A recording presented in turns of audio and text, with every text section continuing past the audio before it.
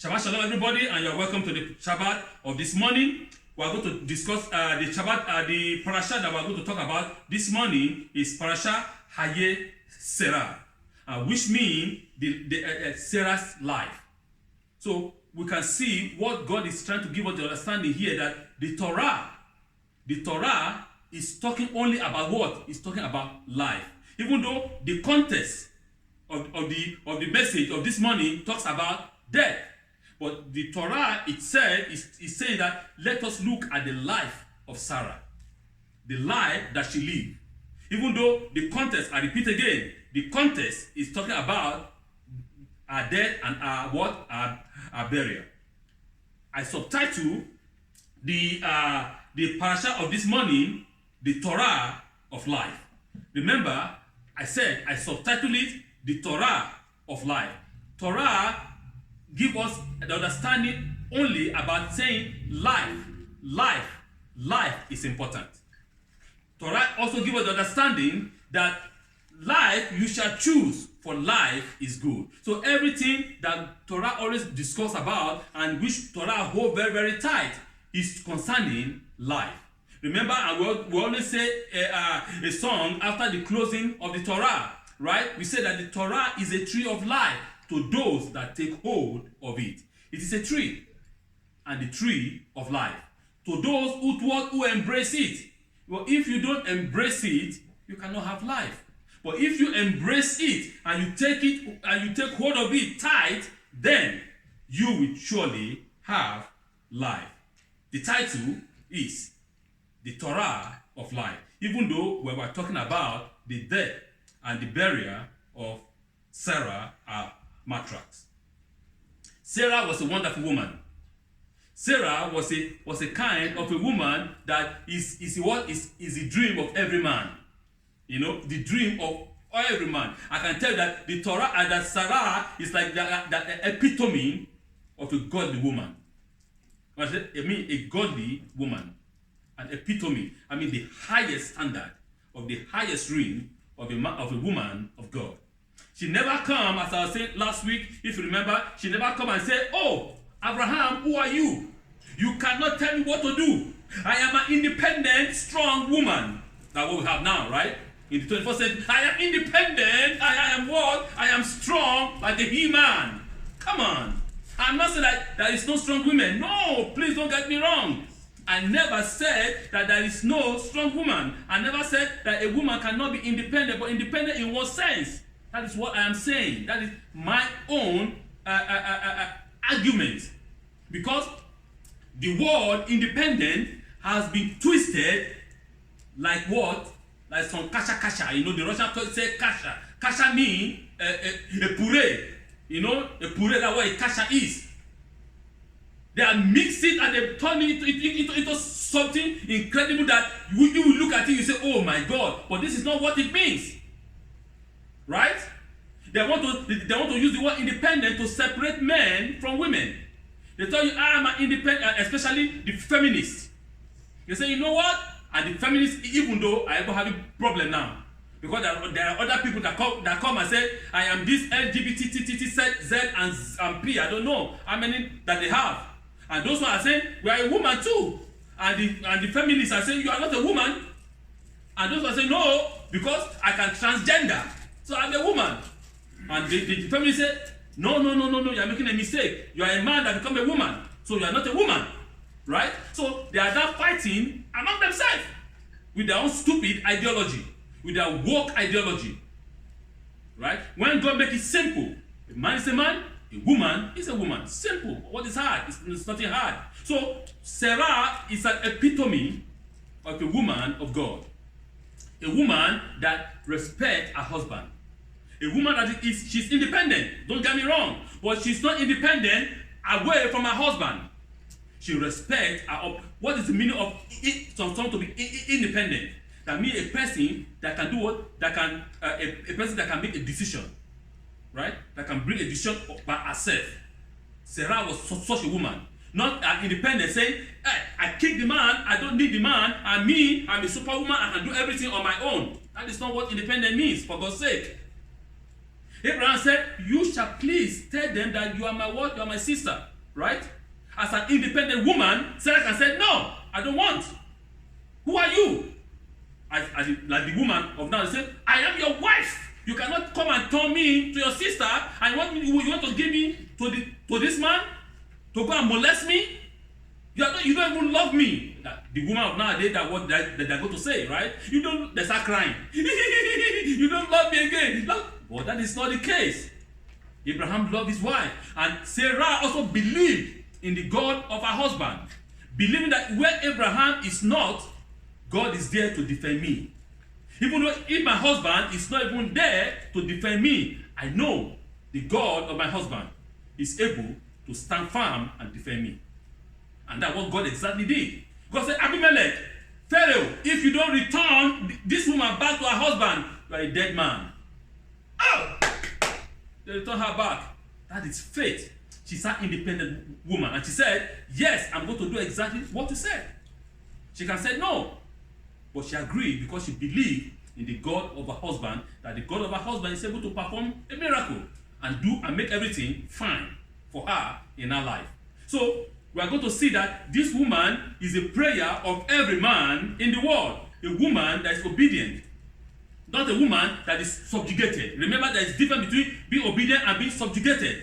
A subjugated woman is a woman that the man always marks down, that is a woman that has no voice. But Sarah has a voice. Right? And Abraham has not, even though Sarah said, Abraham, now it's time for Hagar and her son to leave. Right? What did the man did?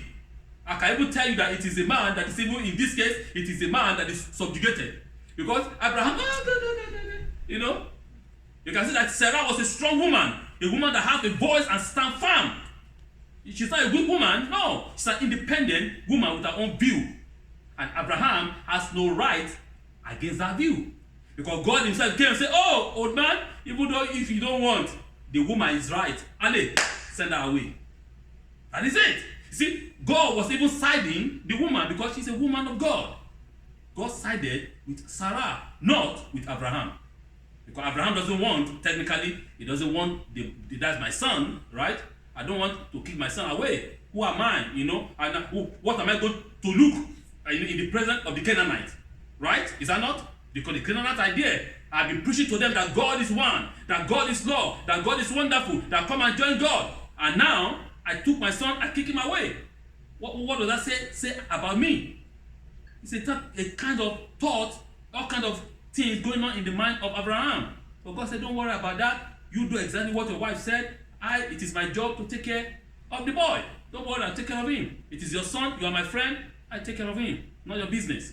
Kick him out, according to what your wife has said. You see, so this is what I'm saying. So we should look at the word independent from different perspectives, not the one that they are preaching to us now. Sarah's lifetime. The span of Sarah's life came to 127 years. Sarah died in Kiriath-Arba, now which is called Hebron, in the land of Canaan. And Abraham proceeded to mourn for Sarah and to bewail her. Genesis chapter 23. Proper internment of the dead was a matter of importance to the people of the ancient Near East. After the Bible or the Torah gives us little information about ancestral burial rites or ceremonies, was ancestor worship customary among the early Hebrew? The importance given to burial places suggests some believe in survival after death. The survival of the spirit or the soul of the venerated person will be particularly important to the community. Consequently, burial rites and gravesite came to reflect the status of the deceased. Members of the society honored and respected during their lifetime were also deserved of like consideration in their death. What I'm saying is that, okay, we can see that the ceremony, especially a burial site, or especially a burial ritual, is extremely important to to especially the people of the Near East, even Africa, Asia. You can see in Europe too in those days. Not now, everything has been changed. Everything now is all about what? Money, money, money, money, money. You see, so death now is a big business. Especially in Canada, in the Western world, it's a big business. You see people opening up, people spending hundreds of thousands of dollars for what? To bury somebody, right? So it's a business now. It's not like in those days where people it's a moment of reflect. In those days, it's a moment to look inward, not to look outward. To look at what is the example I can get from the life of this man, from the life of this woman. What was their work when they were alive? But now it's a different case. It's all about money. And the question now is, do the early Hebrew people do they indulge meaning are they involved in ancestral worship? What is the meaning of ancestral worship? Till today in some African country, right, I can tell you they still do that. It's not like it's not. I won't use the word like ancestral worship. It's a kind of their culture and part of their traditions, right? In some cases, which I've seen in some videos, some people they put like a wine, right, in the cup. Before they drink that wine, they take the wine, they put it on they make a tip on the ground, and after that they drink. They say that. So when you ask them what is the meaning of this, why do you put wine and put it on and say that one is for their ancestors? So because to them they believe in their ancestors. They believe that what is the purpose of this? I want us to understand this very, very well. Okay, I want us to understand and hear. Please hear me very, very well. Many people might think this is a kind of idolatry. It's a kind of, why are you worshiping the dead? But to the mind of that man or to the mind of that woman, it's not like that. To them, it's a kind of a reference, right? A reverence to their forefathers, a respect to their forefathers, saying that I didn't just appear valor. I didn't just drop from heaven. This is a DNA of somebody that is running in me. The DNA of my forefathers. The culture, the tradition that my forefather has in place in me. Right? So there are people that look at it from a perspective of kind of idolatry. And there's people that say, no, we are not worshiping the dead. What we are doing, we are showing reference, respect for what they stood for what they have done for us, for the path that they've shown us. See, even though till now, later on we're going to discuss that at our next Shabbat. I'm going to discuss about things that also was done during the 6-day war, even at the burial site of Abraham, Isaac, and Jacob in Hebron during the 6-day war. So, which are we going to consider that as a kind of a idol worship or as a kind of idolatry? No, it's a kind of respect in trying to ask our forefather, please, we are in trouble now, right? We are in pain now. Please come for our defense. Come and help us. Give us the energy, give us the strength, the courage to be able to stand firm and fight for our own survival. And remember that those people, they believe that man does not die. Back then, and which is my faith too, I believe that man is not a chicken, man is not a horse, man is not an animal that die and perish. No, there is life after death. So that is the understanding that the man, the woman did not die. It's just the flesh that returned back to the ground, but the soul of the person, of the man, of the woman lives on. So that is their own kind of understanding. Story will circulate that enhance their reputation and perpetuated their memories. It is striking, considering that scant attention given their lives, that burial places of women in the Torah were so carefully selected and recorded. Do the records of burial tell us something about the biblical women that the text fails to do? So it's a question that I am asking. Does the way the Torah wrote about the burial site or the ending of these great women in the Torah, does it tell us their status? Does this tell us who they are? Does it tell us their spiritual, standard? Their standard in the spiritual realm?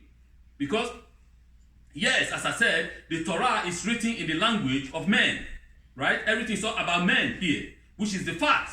But there are some women that are exceptionals. Exceptional women, like all are matriarchs, and which the Torah wrote concerning, even though the Torah did not elaborate a lot about their lives, but Torah took the time to elaborate about their ending, right? About their what, when they die, how they are buried, how they're taken care of. It shows you the kind of reverence, the kind of respect that the Torah have for these women. That these women were not just ordinary women, but they are women of valor. They are women of power. They are women of strength. They are women that in the spiritual realm, their standard is extremely very, very high. The most detailed information about any biblical burial places concern Machpelah, the site chosen by Abraham for Sarah. Much has been written about the price of the plot, the ethnic origin of the sellers, the source of the contract negotiation, and so on. Nevertheless, today's portion is about the death of the matriarch, Sarah, and the future of her descendant. The report of Sarah's death significantly links the notice of the birth of Rebekah, which comes before it, with the narrative of Rebekah's betrayal to Isaac at the end of the parasha. Isaac then brought her Rebekah, into the tent of her mother, or of his mother, Sarah, and he took Rebekah as his wife. Isaac loved her and thus found comfort after his mother's death. Genesis, Bereshit 24, verse 67. So this is the point I wanted to bring out here, that the Torah is sent of the cave of Machpelah that Abraham bought for a price. There is a teaching that which we discussed yesterday at Erev Shabbat that God is talking about. Abraham said he went to the people, the children of Het, right? And Ephron was the owner of the land. No? Yes.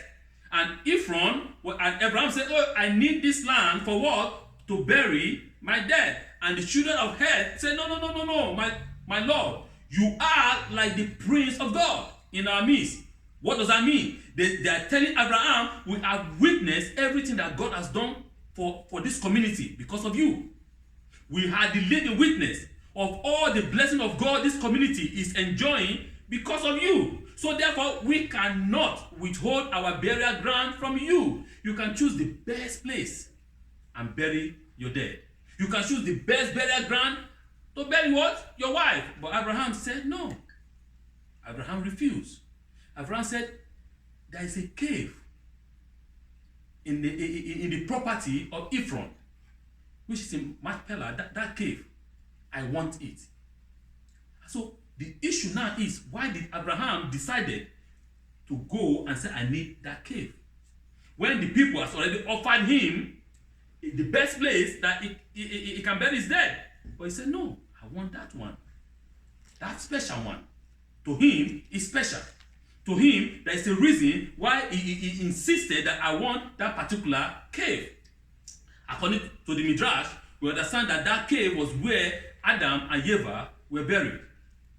And so, but the people that are living there, the Canaanites, might not understand that, or they might understand that. They might know too, because to the Canaanites, they said that place was a sacred place. Even though in the on Mount Sinai, where Moshe always go there to go and do what? And take his ram, his father-in-law's sheep to graze. The people of the land know that mountain, they call it the mountain of God. That's what the people call it. It wasn't because God appeared to Moshe on Mount Sinai that the mountain suddenly became the mountain of God. No. The natives of the place know that mountain every night shine. That mountain was a sacred mountain to the natives of the land. It is not Moshe that turned that place to a sacred mountain. But the people of the land knew that thousands of years ago. The same thing here. The Canaanite we know that this cave is a special place. And so therefore that is why the Torah said that all the people gathered in the front of the town, at the gate of the town. What does it mean that all the elders gathered in the gate of the town? That means that they are about to discuss something special concerning the future of the community, the future of the town. So therefore, because Abraham is in need of this cave. And what will this be? Will it affect the community? Will it affect the community? So it's a discussion that they have to discuss. And so the people say, okay, there is no problem. And Abraham said, please, I need this land. Help me to intercede on my behalf before Ephraim to give me this land or this cave and all the surrounding field. And I will do what? I will buy it. So the question now is, Ephraim said, he said what? He said, no. Take it. It's yours. I give it to you. In the presence of my people, I give it to you. No. Take it. What did Abraham say? Abraham said, no. My Lord, he bowed down before them. Respect. Because he said, I am a sojourner. I am a foreigner. And a what? And a temporary resident among you. Respect for the people, for the culture, for the tradition of those people. He didn't come and say, hey, yeah, I told you that do not worship idol, and begin to show that he is the one that because of him that the town prosper, as we might see it in today. Because we have pride, people become ego. But Abraham did not do that. Even though those people, they worship idol, he respect them. Understand them. Respect. Respect is what is reciprocal. Respect is not one way. You respect me, I respect you. That's the way it is. That's the way it goes. But now, they want it one way. You only respect your boss. Your boss doesn't have to respect you because, you are a worker. They match you. That is not right. Respect is reciprocal. And so Abraham respected them and they respect Abraham in return. Abraham said, I need this land. Ephraim said, this land is expensive. How much is it? 400 shekel of silver, right? What is it between me and you? This is nothing. It's like billionaire discussing with a billionaire. Remember that Ephraim was not a poor man. No, he wasn't a poor man. He said, 400 shekel of silver, what is that between me and you? It's nothing. Take it, I'll give it to you. Abraham said, no, I will pay you. And the Torah said, and he weighed 400 shekel of silver in the presence of the people and gave it to Ephraim and bought the land as his own. What I'm trying to tell us here is, nothing is free under the sun. Okay? That's a Torah principle. Nothing is free. If any man come and tell you that, I give you this free of charge, be careful. Be very, very careful. Watch. Read the fine print. Because there's always a fine print that you don't read. You only read the big ones. But there's always a little fine print. Because there's all those things, everything that comes free has attachment. There's something attached to it that you don't know. That by the time you say, I take it. Remember, when you take it, you are also taking the attachment. And when you take the attachment, it's too late to say, I don't want it again. They tell you, for example, I'm giving you this phone, the mobile phone, right? You pay $2, for example, right? $2, and the contract is $200, but you pay $2 every month, right? And then at the end of one year or 2 years, you balance up, okay? But there's some fine print that is there. I might tell you, for example, if this phone does not work, it is your problem. 1. 2, if anything scratch the phone, you pay back. 3, you cannot return this phone after 2 days. Because they know that they put all this fine print that you don't read. You've got your mind is only yeah. Then at the time you buy it, and something happens to the phone, it is your property. They will not take it back. They want to go get another one. So this is what I'm saying. So there is nothing free under the sun. Even though God did not give this planet for man free of charge. God created man on this planet, no? Yes. But the planet was not given to man free of charge. No. There is a responsibility. Man has to work. God said, this garden, I give it to you, but you have to maintain it. It's not free of charge. If it is free, then I should have a what? A worker. No, I just relax my head, and the worker will do everything. I just relax and be watching. No, God understands that there's nothing free. Everything is for what? Is for exchange. I give you this, you give me this. They call this they call it in political circle they call it a political exchange. Okay, the Liberal Party and the Conservative Party. Okay, so the Liberal want to do this program, and the Conservative want to do this program. Okay, so how do we do? Okay, I support you in your bill. I support you to pass this bill. Then, when in my own case, you will support me to pass this one too. Is what? Is take and take. When you do this one, I support you. The people shout, "Hey, you are good." You support. Hey, they are fooling. They fool the people. It's always exchange. There's nothing free of charge, just like that. So, and this is what the Torah is telling us here, that Abraham refused that thing to be free, because in the future, the children of Ephraim might come and say, "This land belongs to my father." So what did what did Isaac has to do? There's no contract, right? Because my father gave it to your father free of charge. Now, no, I changed my mind. I want to take it back. It's my father's property. I will take it back. No, it's possible. But Abraham said, "No, it doesn't work that way. I give you the money and we will sign the contract." And so therefore, if your son or your descendant come back and say, "I want to take the land," the contract. I might lie, right? I might forget, but the paper never lie. It's written in boldness. Your father signed, my father signed. Here it is. So you cannot come and claim that land back and say, "Okay, this land belongs to my father." So the issue now that I want to quickly discuss here is he said that Isaac was found. Rebecca found a peace, or was what do you call it? There's a particular phrase that was used here that said that after the death of Sarah, the mother of Isaac found comfort. Thank you. Found comfort in Rebecca.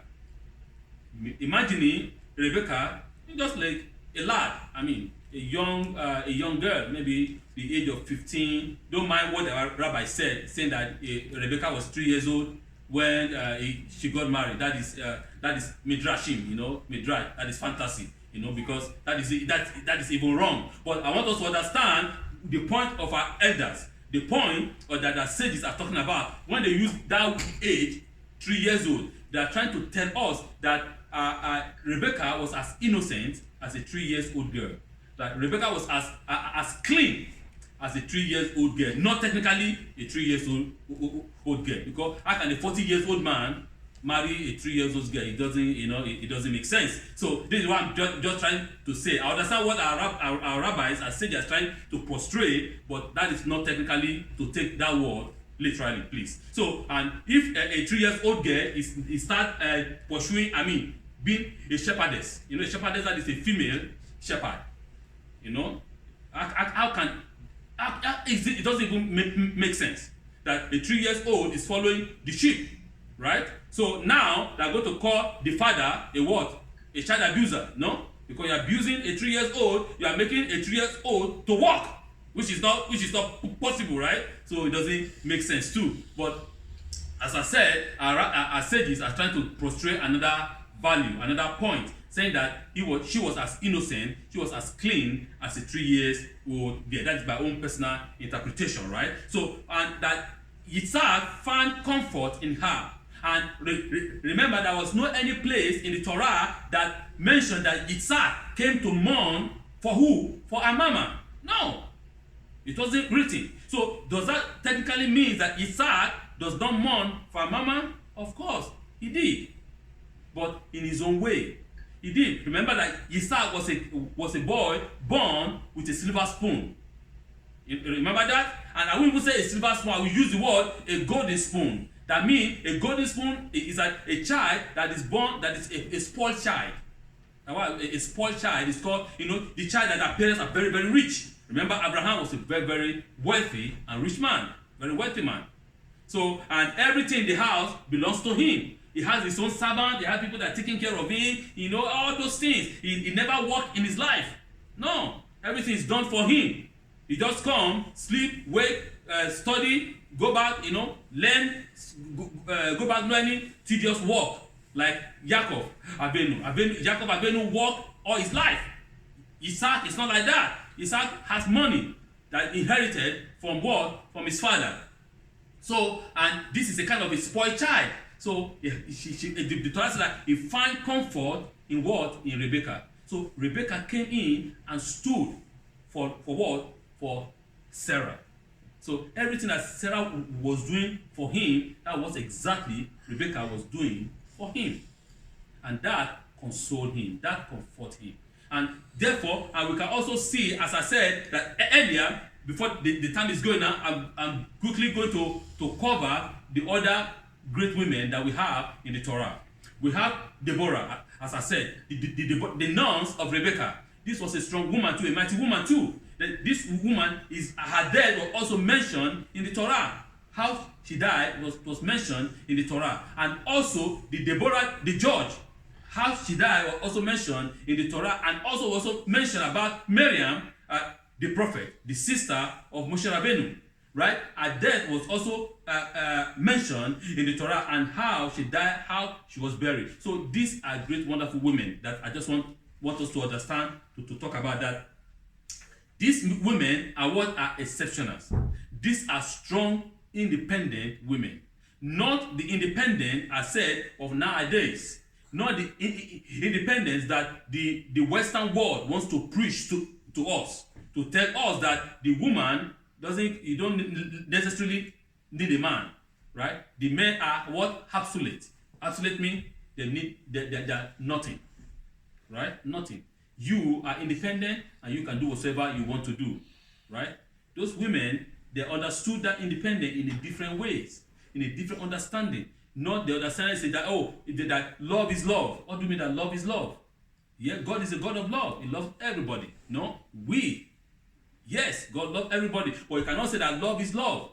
No, there are different kinds of love. Because that is what I was reading this week, that the President of the United States, Joe Biden, said love is love. Everybody can love whosoever you want. So if a man loves animals, so are you saying that a man can be sleeping with animal? That is love, eh? Doesn't make sense. So this is what I'm saying, that love is love, yes, but there are degree of it, right? There's a way I love my dog. There's a way I love my animal as part of my family. There's a way I love my cat as part of my family, but not the love that I have for my wife, the same love you have for your dog. No. Or the way you love your son or your daughter, that's the way you are going to love another man outside. No, those are different kinds of love. Right? So this is what I'm saying, not for you to come and tell me love is love, so a man can love a man, so that is it. It is okay. Or a woman can be sleeping with a woman, that is, to them, they call it love. That is absolutely wrong. It is not. This is what the devil is trying to do. The negative side, trying to push you, try to categorize love as one thing, and so everybody can just do it, which is wrong. So the same thing, an independent woman. An independent woman is a woman that respects her husband, that loves her husband to the core, that she's ready to give her life for her husband, for her family, as well as her husband is ready to give his life for her. It's an exchange. You see, it's balance, right? This is strong family. A woman that is of the highest level in the spiritual world, that will be there every time praying for the husband, asking God, please God, bless my husband. All our women, it's very important. Bless my husband, bless my family, keep them, protect them, because your prayer for your husband is, I don't know what it is, that you can measure it. It's unmeasurable. It's so powerful that as you pray for your husband, God is hearing you and God is blessing them. The husband has to do the same thing for the wife. The family has to do the same thing for everybody. So this is what I'm saying. These women are exceptional. They are great women. the women of the Torah of life. Yes, we discussed about the death of Sarah, the matriarchs, but the Torah is celebrating her life because we can see the effect of Sarah in our descendant. That Sarah still lived. Sarah did not die. No, Sarah lived through her descendant. Abraham did not die. Abraham lived through his descendant. And that is what God is wants from each and every one of us. Yes, the physical body will go back to where it comes from. But what about your soul, my soul, our part? And this is the energy that survives forever, right? And this is what our children will do will remember us with. Oh, I remember my dad. You know, this is what my dad always tell me. This is what my dad told me, this and this and this. My dad taught me this and this and this, this and this. My dad advised me this and this. My mom did the same thing. And that is a memory that never died. They pass it on and on and on. Just like the way our forefathers passed the Torah down onto us until this time. That the Torah should not die, but the Torah should continue. So that we will pass it to our children will pass it to their own children until the coming of the Messiah. So this is what is very important for us this morning. Parshas Chayei, the Torah of life. Torah is of life. Nothing more than life. He always preach and talks about life. Come. Life is good. That is what the Torah speaks. Shabbat Shalom.